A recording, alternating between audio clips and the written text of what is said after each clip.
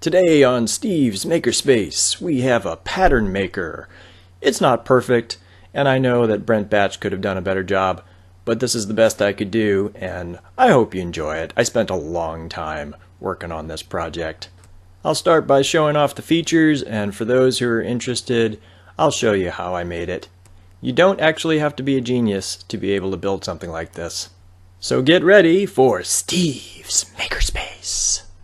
So here is the pattern maker.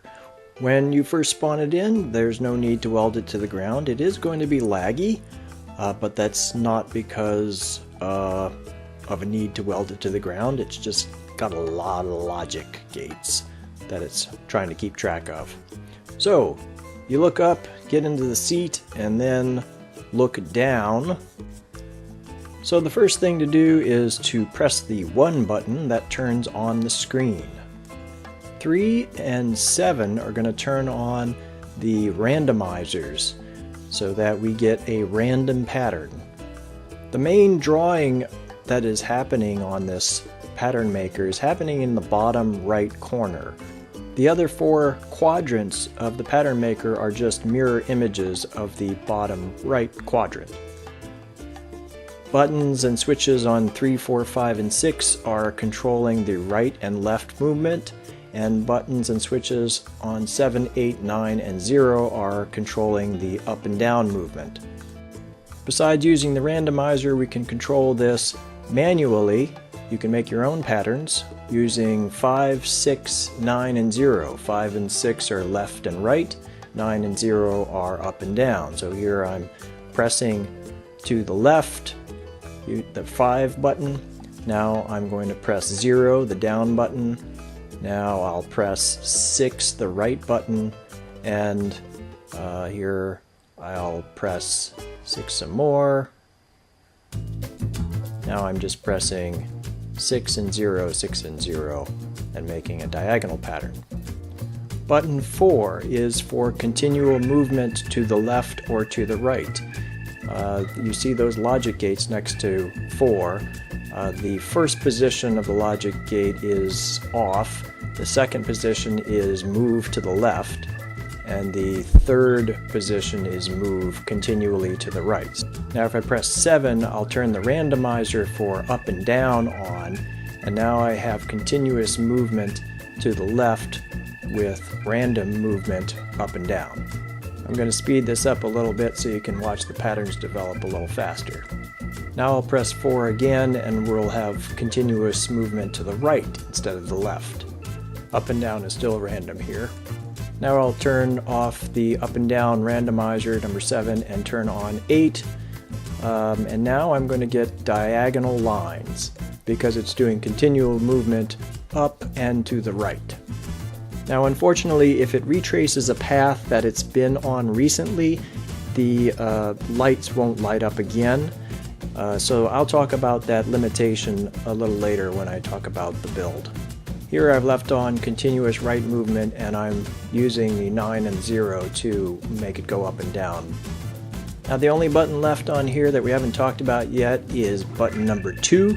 That is for different modes or different types of patterns. The other 4 modes are all more complex. Instead of 4 mirror images, you get 16 mirror images. Let's turn that on. I've got both randomizers on. This is mode 2. Unfortunately, I've got some blinking lights going on. That happens occasionally. If that happens, click number 1 to turn the screen off, and then you have to watch the lights going through the timers until the lights are out of the timers, and then you can turn the screen back on, number 1. And now we'll continue looking at mode 2. And then we'll go ahead and switch it to mode 3. You can see what that looks like. And then we'll switch it over to mode 4. And we'll get to see what that looks like. And we'll switch it to mode 5. And we'll switch it back to mode 1. It's kind of hard to tell what the different modes are doing when you're got random on both right, left, up, down. So let me show you using the manual keys of what the different modes are doing. Now for this, pay attention to those dark gray strips along the right and the bottom. When I'm saying up, down, right, left, that's where I'm making those movements. So this is mode 2. I'll go right, right, up, up, left, left.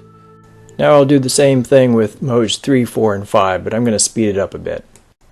Down, down, right, right, up, up, left, left, down. That's mode 4. Down, down, right, right, up, up, left, left. Mode 5. Down, down, right, right, up, up, left, left. One last feature, that's D. If you press D, then those buttons and switches go away, so you get a nice clean look. And you can press D again if you want the buttons and switches to come back. So now I'll just turn it on super speedy and play around with it for a little while so you can see what some of the patterns developing. Obviously this is available on the workshop. I'm going to continue with the video for a while showing you how the thing is built, but I know not everybody cares how it's built, so if you've liked what you've seen so far, give me a like and a subscribe and give me some comments. Let me know what you think. Oh, one more thing, this does use the Modpack. The blue lights, I believe, are made by Durf, and there's also those letter blocks which I believe Grego made. So you will need to be subscribed to the Modpack and have that checked off when you open your world. Okay, now for those who are sticking around to see how this thing is made, let's get to it. So let's start with this simple bank of AND gates, and these switches are connected to the gates in the row going across and the column going up, and you can see if I turn these switches on and off, then different lights will light up. Now I've connected a few of these to be mirror images. So as you can see, let's see, let me try that again. There we go. So that bottom right lit gate lights up because the two switches are both lit up, and then the other three gates, lit gates, are connected to the first gate. Pretty simple. Now I wanted something that would come on, stay on for a little while, and then go off. So here we go. The green button turns on the light, and when the timer gets done, the light goes off. So we've got the lit gate is a NOR gate, and then another NOR gate, then goes into the AND gate, goes back into the NOR gate. The AND gate goes into the timer goes into the second NOR gate, and that NOR gate goes into the light. And this part over on the left is just a pulse lengthener. It's 3 AND gates going into 1 OR gate. The red button going to that second NOR gate is an off button, so if I want the light to go off prematurely, then I just hit that red button. So on the pattern maker, when I hit switch number 1 to turn the screen off, I'm essentially hitting this red button. Now there is one limitation to this system, and that is that once you have something in the timer, if you hit the green button again, you can't get the light to light up until that timer is completely empty. So if the pattern retraces its steps, you won't see the light again until the timer is all cleared out. Now this tower is the same thing, but all lined up in a tower format. So here's the green button, turns the light on, red button, turns the light off. I added the wood to this to make it easier for me to put things together later. I was afraid of having too many blue dots to look at. I think I went overboard on adding wood though, it's a little extreme. Here's that same tower. I just saved it and then replicated it, welded them together, and added this gate to connect to these 4 gates. Then I saved it, replicated it 4 more times, and built this tower. You always want to go modular when you're building, whenever you can, when you're building something large, and also try to make it easy on yourself. So I've given myself easy access to these gates It still was a bit of work trying to connect these, but it was much easier having given myself some space. If we go up here and look at this, this is what I didn't want to be looking at when I was trying to connect gates together. This is really hard to make out. It's also important when you're building something complex to test your creations as you go along. You don't want to find out at the end, after you've done a whole lot of work, that your creation doesn't work as intended because one of these gates wasn't hooked up properly, and boy, it's really hard to figure out what went wrong once you've got something huge. So after I made this, I made a 4x8 tower, and then I made an 8x8 tower. A really important element of this creation is a shift register. This is Brent Batch's shift register. Pressing this button moves the light up away from the buttons. Now this, as it's downloaded, once it gets to the end, the light just disappears, and then you'd have to press this button or a switch in order to get the light again. Now I want the shift register to wrap around when it gets to the end, so here's what I'm going to do. I'm going to take the signal from this yellow gate and move it into this blue gate. Then I'll take the signal from this top yellow gate and move that into this blue gate on the end. So now when the signal gets to the end, it wrapped around that way. If I hit the top button, it wraps around the other way. Now getting to the pattern maker, here you can see that I've got the blue gates of the shift register going into the tower. This is actually an earlier version of the pattern maker before I added all those different modes. I've got one shift register for the up and down side, and I've got a second shift register for the left and right side. And if we look around the back side of the pattern maker, this yellow gate right on the corner, this receives the signal for turning off the screen. Now the final step with the simple pattern maker is getting the signal moved from this first 8x8 quadrant into the other 3 quadrants. Unfortunately, it's very hard to see past these yellow lights, so I wound up coming at it from below, and it was much easier to connect the gates and lights from here. So this is all I needed to do in order to have a manual pattern maker and a simple pattern maker. Now for the continual left or right movement, first I'll show you, this is a clock, just 3 NOR gates connected to a timer, which are connected to the shift register, and so that creates a continuous movement, in this case to the left. But I want continuous movement turned off and on, and then be able to say whether it's going left or right, so I added another mini shift register plus a couple of AND gates. So in the first position, no signal from the clock is going to the shift register.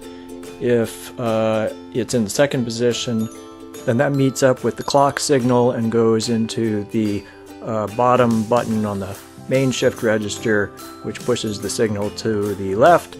And then if it's in the third position, then that clock signal meets up in the AND gate, and that goes to the top section of the main shift register and sends the signal back towards the right. Now for the random movement, I'm using this randomizer that was built by Tetrajak. He built it for me for my automatic car race.